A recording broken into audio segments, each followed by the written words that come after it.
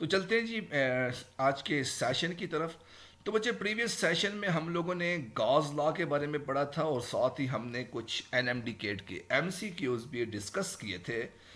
तो आज के सेशन में हमने क्या करना है, आज के सेशन में हम लोगों ने गॉस लॉ की एप्लीकेशन के बारे में पढ़ना है। One of the most important topic of this chapter, that is Gauss law application.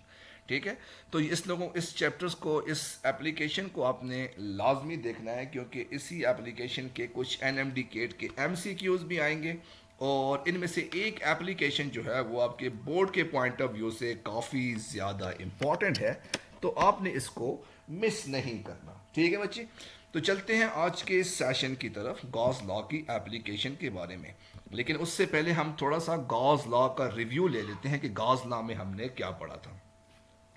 Gauss law में हमने पढ़ा था कि गॉस लॉ आपके पास क्या था, इलेक्ट्रिक फ्लक्स, यानी आपके पास एक क्लोज बॉडी थी, आपके पास एक बॉडी थी क्लोज, और इसके सेंटर में आपके पास चार्ज पड़ा हुआ था। तो इलेक्ट्रिक फील्ड लाइन जो है वो आउटसाइड जा रही थी।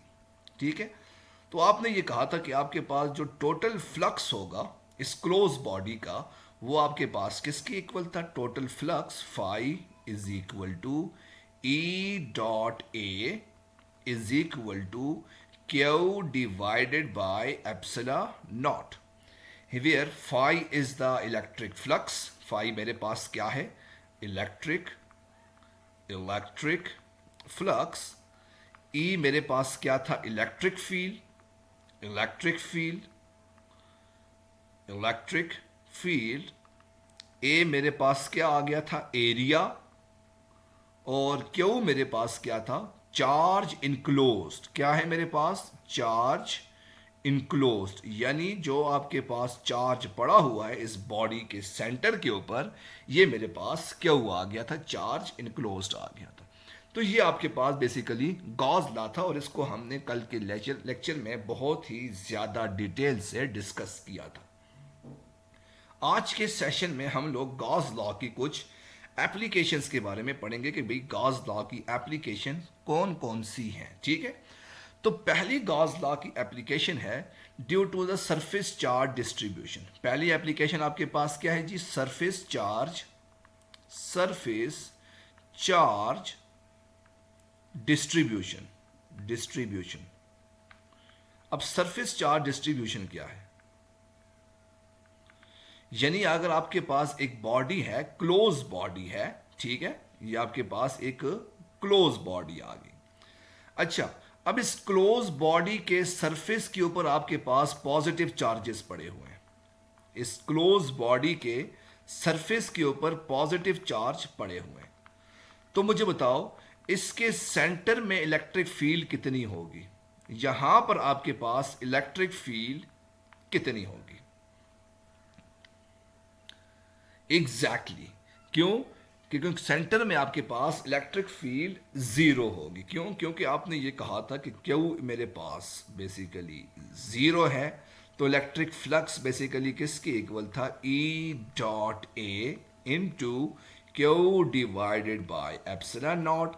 जब आपके पास क्यू जीरो है तो इलेक्ट्रिक फील्ड भी आपके पास जीरो हो जाएगी। ठीक है, इलेक्ट्रिक फील्ड आपके पास जीरो हो जाएगी, सेंटर में आपके पास इलेक्ट्रिक फील्ड जीरो हो जाएगी। अच्छा, अब मेरा एक और सवाल है, यहां पर तो आपने सरफेस ले लिया, अज्यूम करो कि आपने ये अगर आउटसाइड सरफेस लिया, ये खूबसूरत सा आपने आउटसाइड सरफेस लिया, तो मुझे बताओ आउटसाइड आपके पास इलेक्ट्रिक फ्लक्स या इलेक्ट्रिक फील्ड किसके इक्वल होगा। क्या आउटसाइड भी आपके पास इलेक्ट्रिक फील्ड जीरो होगी क्या, आउटसाइड भी नो हो।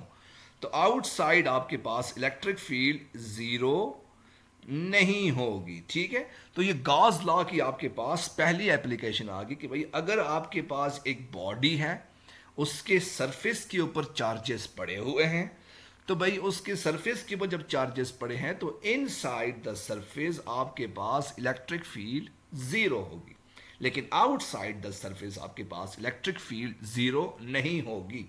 सर इसकी प्रैक्टिकल एग्जांपल बताएं, इसकी प्रैक्टिकल एग्जांपल आपके पास क्या हो सकती है। तो आप अभी हम थोड़ी सी प्रैक्टिकल एग्जांपल की बात करते हैं भाई कि रियल लाइफ में आपके पास ये कहाँ पर इस्तेमाल होता है। ठीक है, आपने देखा होगा, फिल्मों में ही देखा होगा, जाहिर सी बात है गरीब लोग हैं, तो फिल्मों में आपने देखा होगा कि ये आपके पास एक खूबसूरत सा जहाज़ होता है, ये आपके पास एक खूबसूरत सा जहाज़ आ गया, एरोप्लेन जिसको आप लोग कहते हो, जिसमें ये बेसिकली जहाज़ नहीं, ये समझ लो कि तुम लोगों के लिए, गरीब लोगों के लिए एक लोहे का डब्बा होता है जो कि आसमान में उड़ता है। अच्छा, ये आप ये इमेजिन कर लो कि एक लोहे का डब्बा होता है। तो क्योंकि गरीब लोगों को क्या पता है जहाज़ क्या चीज़ होती है, तो बेसिकली ये एक लोहे का डब्बा है जो कि आसमान में उड़ रहा है। और आप ये बात हैरान होंगे कि भाई ये आसमान में उड़ता है, लोहा आसमान में उड़ता है, इमेजिन करो ज़रा। तो भाई ये आसमान में उड़ रहा है, तो जाहिर सी बात है बाहर की तरफ आपके पास थंडर स्टॉर्म भी आती है, यानी बादल भी गरजते हैं। बाज़ औक़ात आपने देखा होगा, फिल्मों में देखा होगा, गरीब लोग हैं तो आपने देखा होगा कि भाई बाहर से बादल जो है वो गरजते हैं। तो सवाल ये पैदा होता है कि जब यहाँ पर इसके ऊपर लाइटिंग आके पड़ती है, इसकी बॉडी के सरफेस के ऊपर आके लाइटिंग पड़ती है, तो अंदर जो पैसेंजर बैठा होता है इसको करंट क्यों नहीं लगता? जब बाहर की तरफ आपके पास लाइटिंग पड़ती है तो अंदर जो पैसेंजर बैठा होता है इसको करंट क्यों नहीं लगता? हाँ सर, साथ वाली सीट पर हम थे। अच्छा, हाँ हाँ, यही गरीब लोगों की सोच होती है सर, क्योंकि इलेक्ट्रिक फील्ड इनसाइड ज़ीरो है। Good, exactly exactly. क्योंकि भाई अंदर जो है वो इलेक्ट्रिक फील्ड ज़ीरो होती है। सर अल्लाह ने चाहा तो कुछ भी उधर हो जाए, नहीं होता। वाह, सुभान अल्लाह, सुभान अल्लाह। क्योंकि सर अल्लाह अल्लाह की चाहत है। वैसे ये भी जवाब बिल्कुल ठीक है, अल्लाह की मर्ज़ी भाई, हम क्या कर सकते हैं? बस अंदर उसको करंट नहीं लगता तो हम क्या कर सकते हैं, अल्लाह की मर्ज़ी है भाई। लेकिन फिज़िक्स ने ये बता दिया कि भाई अंदर आपके पास इलेक्ट्रिक फील्ड ज़ीरो है, इस वजह से आपके पास इनसाइड आपको जो है वो करंट नहीं लगता। ठीक है, तो ये इसका आंसर आ जाएगा। ठीक है, तो ये आपके पास एक खूबसूरत सा इसका आंसर आ जाएगा। तो गॉस लॉ की दूसरी एप्लीकेशन की तरफ चलते हैं। अब गॉस लॉ की दूसरी एप्लीकेशन आपके पास क्या है जी? Electric field intensity due to infinite sheet of charges, one of the most important application of this chapter. तो भाई आप लोगों ने इसको नहीं छोड़नी। बोर्ड के पॉइंट ऑफ व्यू से, बोर्ड के पॉइंट ऑफ व्यू से आपके पास एक गॉस लॉ और इसकी ये वाली application electric field intensity due to infinite sheet of charges, ये आपके पास आ जाएगा। ठीक है, सबसे पहले हम देखते हैं भाई इनफाइनाइट शीट ऑफ चार्जेस का मतलब क्या होता है। भाई कौन सा पॉइंट आपको समझ नहीं आ रहा? हाँ, सबसे पहले हम देखते हैं भाई इनफाइनाइट शीट ऑफ चार्जेस का मतलब क्या होता है। इनफाइनाइट शीट यानी आपके पास एक शीट है, आपके पास एक शीट है जो कि इनफाइनाइट है, यानी ज़मीन से लेकर आसमान तक आपके पास बहुत बड़ी शीट बेसिकली आपके पास मौजूद है। इमेजिन करो कि आपके पास बहुत बड़ी शीट मौजूद है। सर अंदर ज़ीरो क्यों? इसकी रीज़न बता दें, अंदर आपके पास ज़ीरो क्यों होगा? बड़ा अच्छा सवाल पूछा है। चलें, एक मिनट, एक सवाल पूछा है कि सर अंदर इलेक्ट्रिक फील्ड ज़ीरो क्या होगी, थोड़ी सी हमें फिजिकली बताओ। अच्छा, एक मिनट। सपोज करो भाई ये आपके पास एक क्लोज बॉडी है, इस बॉडी के सरफेस के ऊपर चार्जेस पड़े हुए हैं, ये चार्जेस पड़े हुए हैं। ठीक है, ये आपके पास चार्जेस पड़े हैं, तो जाहिर सी बात है इलेक्ट्रिक फील्ड लाइन बाहर की तरफ तो जाएंगी, ये वाली बात तो क्लियर होगी कि भाई इलेक्ट्रिक फील्ड लाइन आपके पास बाहर की तरफ तो जा रही, ये इमेजिन नज़र आ रहा है। सर अंदर भी तो जाएंगी, बिल्कुल जाएंगी, ये इलेक्ट्रिक फील्ड लाइन अंदर की तरफ जा रही है, ये दूसरी तरफ इलेक्ट्रिक फील्ड लाइन भी अंदर की तरफ जा रही है। अब मुझे बताओ जी, जब ये दो इलेक्ट्रिक फील्ड लाइन एक दूसरे के अक्रॉस आएंगी तो क्या ये एक दूसरे को रिपेल करेंगे कि नहीं करेंगी? क्या ये एक दूसरे की इलेक्ट्रिक फील्ड लाइन रिपेल करने की कोशिश करेंगे कि नहीं करेंगी? बिल्कुल करने की कोशिश करेंगी। यानी ये इसने अपनी इलेक्ट्रिक फील्ड लाइन दूर की तरफ मूव करवाना शुरू कर दिया, इसने इलेक्ट्रिक फील्ड लाइन पीछे की तरफ मूव करवाना शुरू कर लिया। यहाँ से इलेक्ट्रिक फील्ड लाइन जो अंदर गई, यहाँ से इलेक्ट्रिक फील्ड लाइन अंदर गई, इन्होंने एक दूसरे को रिपेल करना शुरू कर दिया। तो एज द रिजल्ट होगा क्या? अगर ये पॉजिटिव है, ये मेरे पास नेगेटिव है, पॉजिटिव नेगेटिव कैंसिल, ये पॉजिटिव है ये नेगेटिव है, तो ये दोनों भी एक दूसरे के साथ कैंसिल। तो ऐसे करते करते सारी की सारी इलेक्ट्रिक फील्ड लाइन एक दूसरे को कैंसिल आउट कर लेंगी। तो जब इलेक्ट्रिक फील्ड लाइन एक दूसरे को कैंसिल करेंगी तो सेंटर में मेरे पास इलेक्ट्रिक फील्ड क्या होगी? तो सेंटर में मेरे पास इलेक्ट्रिक फील्ड क्या होगी? जीरो हो जाएगी। तो ये आपके पास इसका साइंटिफिकली वजह आ जाएगी कि एग्जैक्टली आपके पास जीरो कैसे होगा, तो ये आपके पास वजह आ जाएगी। अब समझ आया कि नहीं आया? अंदर कोई चार्ज भी मौजूद नहीं है, अंदर कोई चार्ज मौजूद नहीं है, ठीक है, सिर्फ आउटसाइड सरफेस के ऊपर चार्जेस मौजूद हैं। अब अगली बात करते हैं infinite sheet of charges. Infinite sheet of charges के बारे में देखते हैं कि इनफाइनाइट शीट ऑफ चार्जेस में क्या होगा। सबसे पहले हम इसको इमेजिन करते हैं कि ये है क्या चीज़। इमेजिन करो भाई कि आपके पास ये एक खूबसूरत सा पेज है, आपके पास एक खूबसूरत सा पेज आ गया, ठीक है। अब इस पेज के ऊपर आपने पॉजिटिव चार्जेस रख लिए, ये आपने पॉजिटिव चार्जेस इस पेज की सरफेस के ऊपर उठाकर रख लिए। अब आप क्या करते हो, आपने क्या किया, इस पेज के अंदर एक छोटा सा होल कर लिया, जी आपने बड़ा सा होल कर लिया। जब आप इसमें से होल करोगे तो होल करने के बाद आपने क्या किया, एक मार्कर इसमें से पास करवाया। तो ये आपने इसमें से एक मार्कर को पास करवा दिया। तो ये आप देख रहे हो कि भाई ऐसे आपके पास मार्कर जो है वो इस पेज में से पास आउट हो गया। यहां तक बात समझ में आया कि नहीं आया? कि आपने एक पेज लिया, इनफाइनाइट शीट ऑफ चार्जेस को ऐसे समझो कि भाई आपने एक पेज लिया, इस पेज के ऊपर आपके पास पॉजिटिव चार्जेस पड़े हुए हैं, आपने इस पेज में से होल किया और होल करने के बाद आपने इसमें से एक मार्कर जो है वो पास आउट करवा लिया। यहां तक तो बात क्लियर होगी। अब अगली बात देखो, अगली बात जरा गौर से देखो, ये वही चीज है। अगली बात जरा गौर से देखो। अब जाहिर सी बात, इलेक्ट्रिक फील्ड लाइन आपके पास एक फ्रंट साइड पे जाएगी और दूसरी इलेक्ट्रिक फील्ड लाइन आपके पास बैक साइड पे जाएगी। इलेक्ट्रिक फील्ड लाइन आगे की तरफ भी जाएगी और पीछे की तरफ भी आपके पास इलेक्ट्रिक फील्ड लाइन जाएगी। बात क्लियर होगी। अगली बात, कुछ इलेक्ट्रिक फील्ड लाइन इस मार्कर की सरफेस में से पास होंगी और कुछ इलेक्ट्रिक फील्ड लाइन इस मार्कर के बैक साइड से पास होंगी।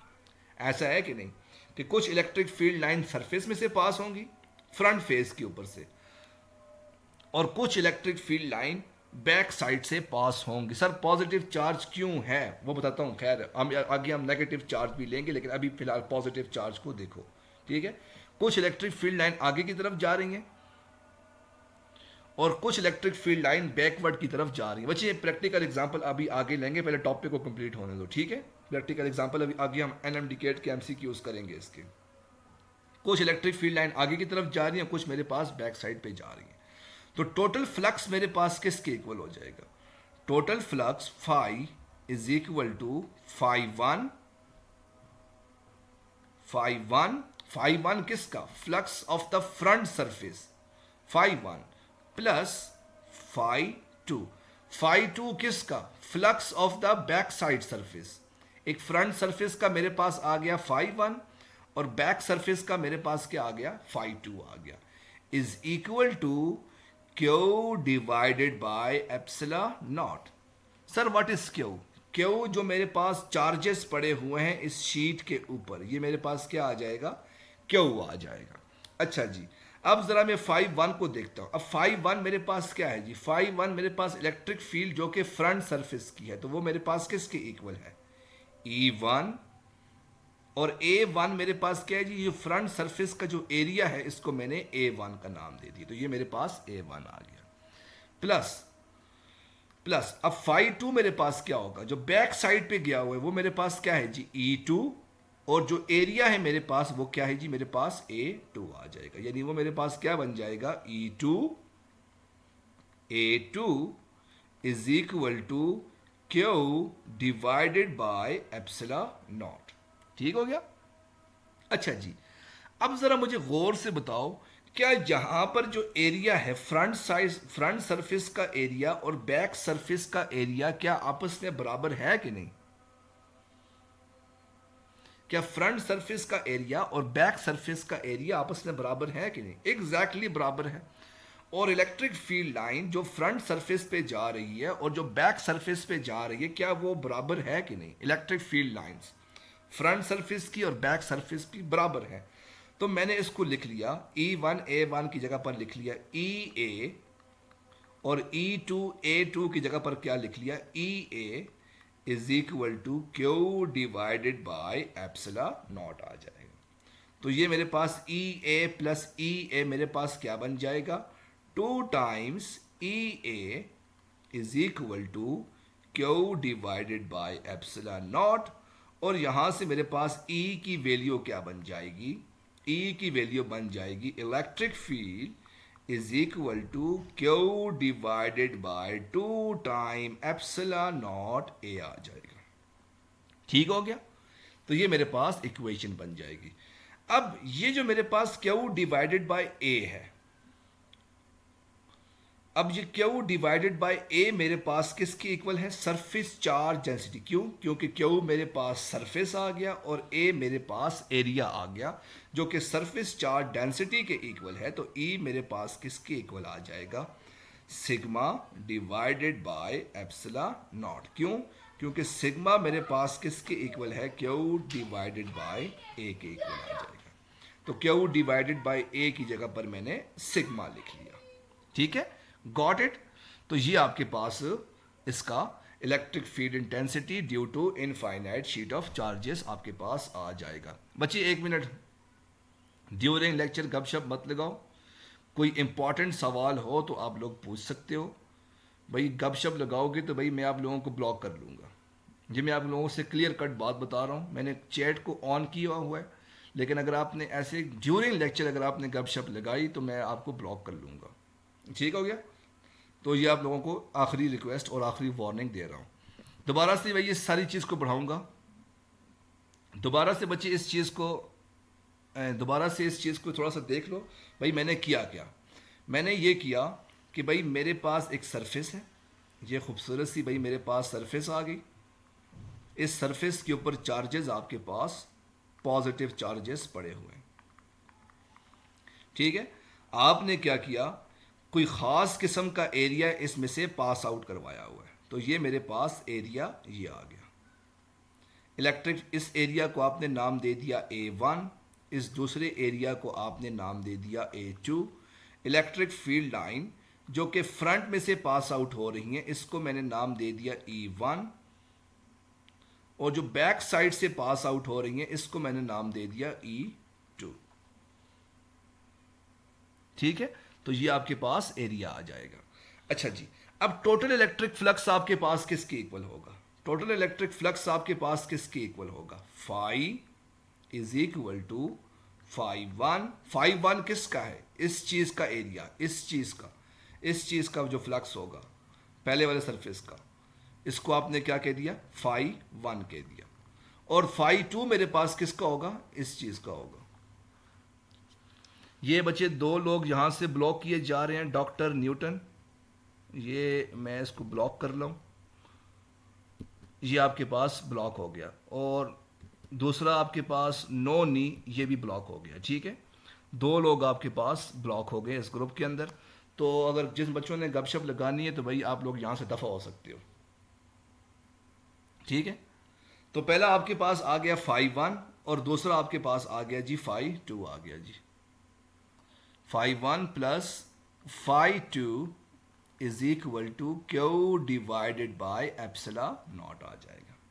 तो बच्चे वैल्यूज उठा के पुट करो तो फाई वन मेरे पास किसके इक्वल है, E1 A1 plus E2 A2 is equal to Q divided by epsilon naught आ जाएगा। ठीक है बच्चे, तो ये आपके पास इसका आंसर आ जाएगा।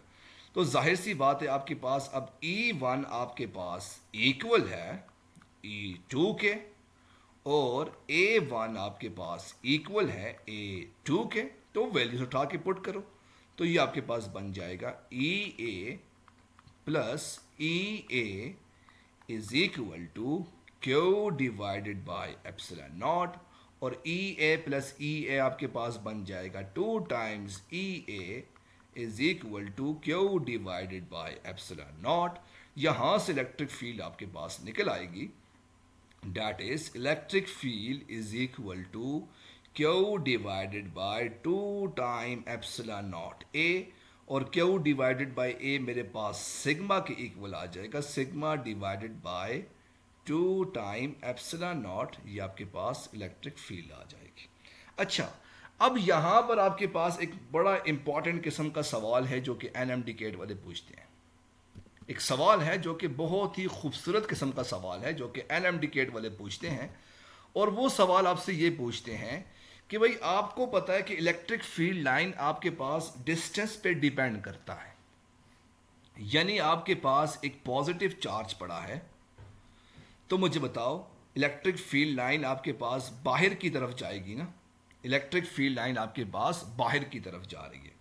तो मैं आपसे पूछता हूं कि मुझे बताओ electric field line point A पर ज्यादा होगी और पॉइंट बी पर ज्यादा होगी? इलेक्ट्रिक फील्ड लाइन किस पे ज्यादा होगी? क्या पॉइंट ए पर ज्यादा होगी या पॉइंट बी पर ज्यादा होगी?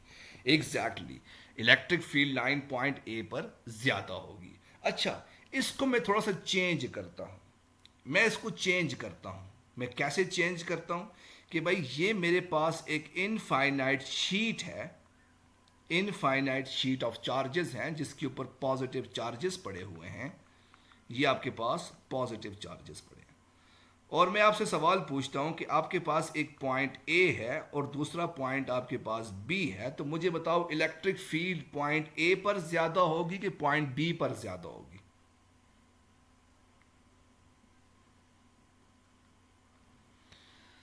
तो सवाल पूछा है कि इलेक्ट्रिक फील्ड, अब इनफाइनाइट शीट की बात कर रहा हूं, तो इलेक्ट्रिक फील्ड पॉइंट ए पर ज्यादा होगी, पॉइंट बी पर ज्यादा होगी, ये चलो पॉइंट सी भी ले लेता हूं, पॉइंट सी पर ज्यादा होगी।